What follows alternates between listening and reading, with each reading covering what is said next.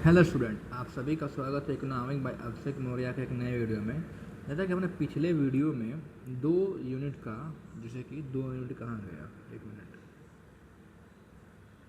जैसा कि हमने पिछले वीडियो में 50 कहाँ गया यार, हाँ 501 से लेकर के 503 जो मेन कोर्सेज थे हमने इसको डिस्कस कर रखा है, ठीक है। एंड जो नेक्स्ट है 504 का एंड 505 का हमने वो भी डिस्कस कर रखा है। अगर आप वो अब तक वो वीडियो नहीं देखे हैं और जो कोर्स जो चूज करने वाले हैं, एक बार आप इसको भी देख लीजिएगा, ठीक है। क्या पता आपको कुछ जानकारी मिल जाए, या ऐसा होता ना लास्ट में कि काश मुझे पहले पता होता है, मैं या इस वीडियो को पहले देखा होता या देखी होती तो मुझे मेरा आज ये हुआ होता, ठीक है।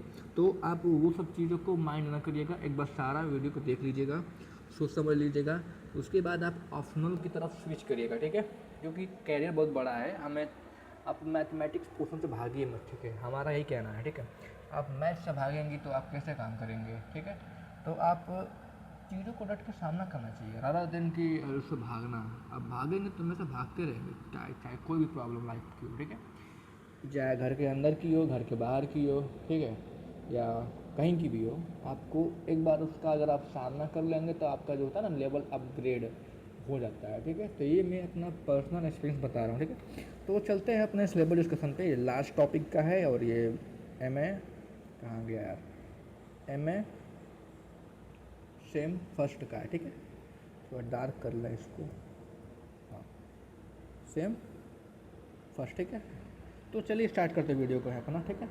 तो आई होप आप मुझे जानते हैं, मेरा नाम अभिषेक मौर्य है और मैं इकोनॉमिक बाय अभिषेक मौर्य का CEO एंड फाउंडर हूँ, ठीक है। अभी मेरा, ठीक है, और हम चल रहे हैं इसको डिस्कस करने के लिए, ठीक है। सबसे पहले देखिए क्या है, पहला हमारा जो यूनिट है भैया, थ्योरी ऑफ एग्रीकल्चर इकोनॉमिक्स का क्या है। देखिए यूनिट 1 क्या कह रहा है, कह रहा है कि आप हमें पढ़िए nature and scope agriculture economics के बारे में पढ़िए, ठीक है। कह रहा है कि नेचर एग्रीकल्चर के बारे में पढ़िए। अब देखिए जो हमारा भारत देश है, भारत देश में हमारा जो उत्तर प्रदेश है ये काफ़ी वाइटल है। यहाँ पे जो कृषि होती है ना बहुत ज़्यादा होती है, ठीक है। इसका परसेंटेज डाटा मैं भूल गया हूँ, ठीक है। मेरा जो वीडियो हैगा ना जो लास्ट BA6 सेमेस्टर में, मैं उसमें बता रखा हूँ मैं, ठीक है। अब किस वीडियो में है वो मुझे नहीं याद अभी है, तो उसमें मैंने सब इसको बता रखा हूँ अच्छे से कि इंडिया में कितना एग्रीकल्चर होता है।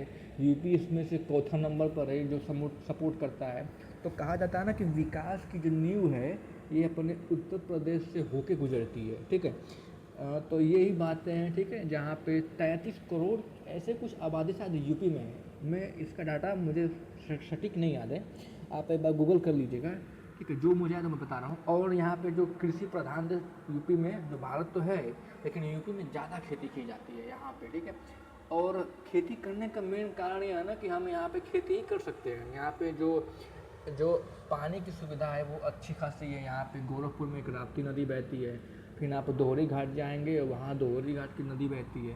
तो ये सारी जो नदियाँ हैं, फिर उसके बाद आप उधर बनारस में जाएंगे तो अरे भोले बाबा है, उनकी नगरी है वहाँ पे। तो ये 3 नदियाँ यूपी में हैं, ठीक है। और भी नदियाँ बहुत सारी हैं, मुझे अभी इतना याद नहीं है, जियोग्राफी में स्टूडेंट को याद होगा।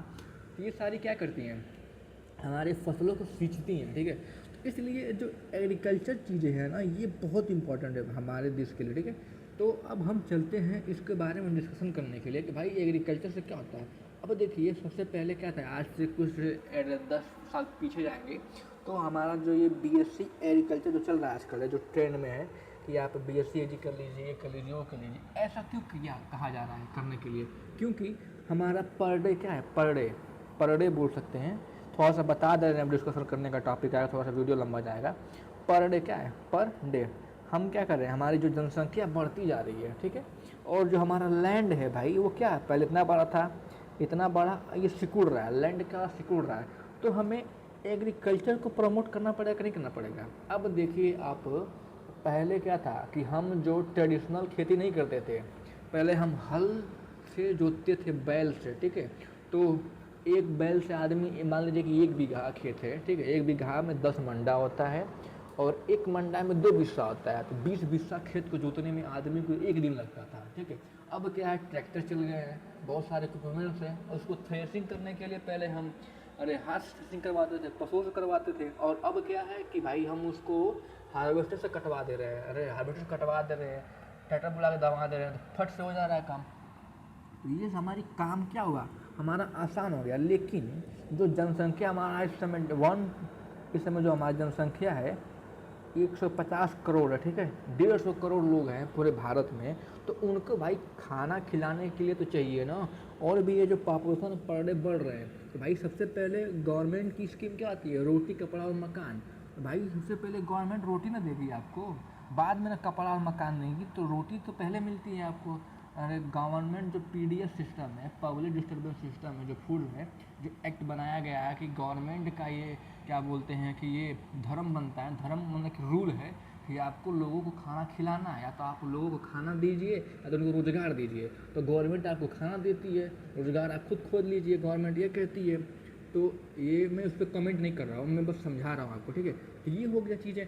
अब जो गवर्नमेंट है वो तो आपको रोज़गार दे ही रही है, तो रोज़गार दे भी रही है, खाना भी दे रही है, तो ये है, ठीक है। तो अब देखिए पहले का जो आप खाना खाते थे उसमें केमिकल नहीं रहते थे, अब के फूड में केमिकल रहते हैं, यूरिया का यूज़ किया जाता है भर भर के। मैं खुद बताऊँ, मैं भी, मेरे पास भी थोड़ा बहुत खेत है, उसमें हम यूरिया डालते हैं। अब देखिए प्रैक्टिकली बात है ना कि मैं अगर उसमें यूरिया नहीं डालूंगा ना, तो जो मेरा धान है और गेहूँ है, वो जो उसके पौधे हैं, जैसे कि उसके जो प्लांट है वो पीला हो जाता है। अब जैसे उसमें यूरिया डालते हैं ना तो हरा हो जाता है। हरा क्यों हो रहा है, क्योंकि जो उसकी लैंड है, लैंड में उतनी मात्रा में मिनरल्स नहीं है ताकि वो उसके प्लांट को क्या कर सकता है, और पोषण दे ताकि वो बढ़े। हमारे आज से 10-15 साल पहले उसमें बहुत चीज़ें कम हो गई थी, ठीक है।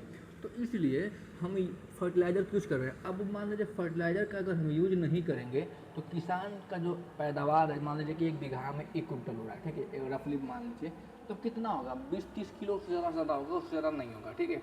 तब आदमी कैसे बिना खाए मरेगा, तो उससे वजह तो भाई तुम खा के मरो। तो गवर्नमेंट ने क्या की है कि भाई तुम पहले खाओ, ठीक है, तुम पहले खाना खाओ, उसके बाद जो होगा देखा जाएगा बाद में। तो गवर्नमेंट का मेन मोटो है कि भाई पहले खाना चाहिए, ठीक है। अब देखिए जो लैंड हमारे जो सिकुड़ रहे हैं, मैं सिकुड़ने वाले टॉपिक पे था अभी, जो लैंड हमारा सिकुड़ रहा है, तब यहाँ पे क्या किया जाएगा, अब यहाँ पे हाई वैरायटी के विल्स उपयोग किए जाएंगे। जैसे कि मैं मौर्य हूँ, ठीक है, तो जैसे कि हम लोग कोयरी, तो हम लोगों का मूल धर्म खेती था, ठीक है। तो मैं आपसे 10 साल पहले की बात बता रहा हूँ। मेरा खुद का जो खेत था वहाँ पे हम लोग अरे कुकम्बर जिसे खीरा बोलते हैं उसका पैदावार करते थे। जो पैदावार करते थे तो पहले हम अरे हाई वैरायटी नहीं लगा देते थे, पहले हम देसी बिया उपयोग करते थे, जिसे देसी सीड्स बोलते हैं, ठीक है। तो वहाँ पे उसमें लाल लाल का जो होता है ना, काला टाइप वो निकलता था, तो उसकी जो पैदावार कम थी। अब जैसे ही हमने हाइब्रिड पे शिफ्ट किया, हमारे यहाँ पैदावार बहुत सारा बढ़ गया, 1 बीघा में हमारे यहाँ बहुत खेत होता था, ठीक है। तो ये सारी चीज़ें मेरे सामने का है। तो इसलिए गवर्नमेंट क्या कर रही है, यहाँ पे बीएससी एग्रीकल्चर का जो ट्रेंड है वो बढ़ रहा है, क्योंकि भैया कि लैंड सिकुड़ रहा है, तो हमें सिकुड़ने वाली जो जगह बच रही है हमें उसमें खाना चाहिए। तो अब चलते हैं अपने टॉपिक पे। अब ये मुझे बताना चाहिए कि आपको एक थ्योरी ऑफ एग्रीकल्चर क्यों पढ़ना चाहिए, ठीक है। तो मैंने उसको डिस्कस कर दिया। चलते हैं अपने टॉपिक स्टार्ट करते हैं। देखिए सबसे पहला टॉपिक क्या हमारा है, nature and scope of agriculture economics, ठीक है। यहाँ पे क्या है, difference between agriculture economics and industrial economics. अब देखिए एग्रीकल्चर इकोनॉमिक्स में और इंडस्ट्रियल इकोनॉमिक्स में क्या डिफरेंस है, हमें ये देखना है। Agriculture in development country issue and challenges. Development country में चैलेंजेस क्या है, मान लीजिए कि हमारा जो खेती है, हम खेती कर रहे हैं, ये बहुत फर्टिलिटी खेती है। अब फैक्ट्री कहाँ लगाई जाती है भाई, फैक्ट्री वहाँ लगेगी ना जहाँ पे रोड हो, लाइट हो, वर्कर्स हो। अब हम ही जैसे कि हम ही को फैक्ट्री खोलना हुआ तो हम तो सूखे में जाकर खोलेंगे नहीं, तो भाई जो सूखे में खोलेंगे तो वहाँ पर लाइट लगाएंगे, फिर रोड बनाएंगे, फिर बहुत चीज़ें सिस्टम करना पड़ेगा ना। तो मुझे अपना भी तो देखना है, परिवार वार है। तो इसलिए जो भी एग्रीकल्चर लगाए जाते हैं वो रोड के किनारे लगाए जाते हैं, जहाँ पे पानी अच्छे से निकल सके, पानी मिल सके और बिजली की व्यवस्था हो। तो इसलिए आप देखते हैं पेपर में निकलता है कि इतना अरे क्या बोलते हैं उपजाऊ ज़मीन पर इतना फैक्ट्री लगा दी गई। भाई क्यों लगाई, इसलिए होता है, ठीक है। तो यहाँ पे बताया गया है कि भाई agriculture development country issue and challenges, इसमें ये क्या है, इंडस्ट्री लगाएं या हम क्या बोलते हैं कि एग्रीकल्चर करें, दोनों में से एक दो धारी तलवार है भाई। जहाँ इंडस्ट्री देता है फैक्ट्री खराब होगी। अब चलते हैं नेक्स्ट यूनिट पे, role of agriculture economic development, economic growth with traditional agriculture. जो इकोनॉमिक ग्रोथ हो रहा है ट्रेडिशनल डेवलपमेंट उसको देखना है। Economic theory of agriculture development Lewis फारेंस एंड मेजर थ्योरी, ठीक है, ये हो गया।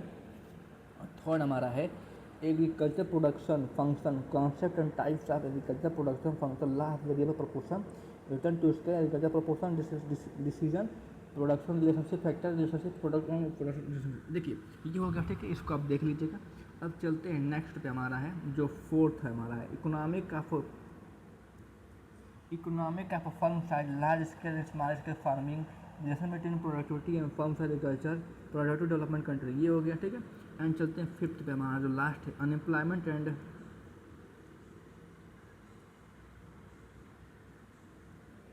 Under unemployment agriculture types of problem and solution saving and capital formation in agriculture. Unemployment and under unemployment क्या होता है हमें ये जानना है, ठीक है। देखिए अनएम्प्लॉयमेंट होता है ना कि जैसे बेरोजगार कहते हैं। अब अंडर अनएम्प्लॉयमेंट में क्या है, ना तो हम बेरोजगार हैं ना तो सही से रोजगार पा रहे हैं, बस बीच में है, ठीक है। उसको एक मोटे मोटे बोल सकते हैं, ठीक है।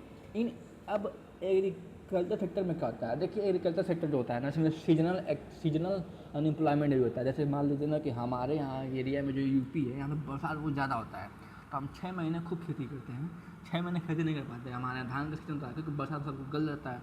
अब जो खेती होती है, अब जिसका मकान जिसका जैसे कि जिसका पास लैंड खूब ऊंचे पे होगा तो वहाँ पे निकलेंगे, लेकिन हमारे यहाँ एक खाल वाला एरिया है, जो ढलान वाली एरिया, ठीक है, इसलिए यहाँ पे क्लियर डिफरेंस है, ठीक है। अब चलते हैं अपने बुक पे। अब बुक इसमें से कौन सा देख सकते हैं आप, ठीक है। तो देखिए इसमें से बुक आप कौन सा ले सकते हैं, ठीक है। सबसे पहले आसान बुक बता दे रहे हैं आपको, ठीक है।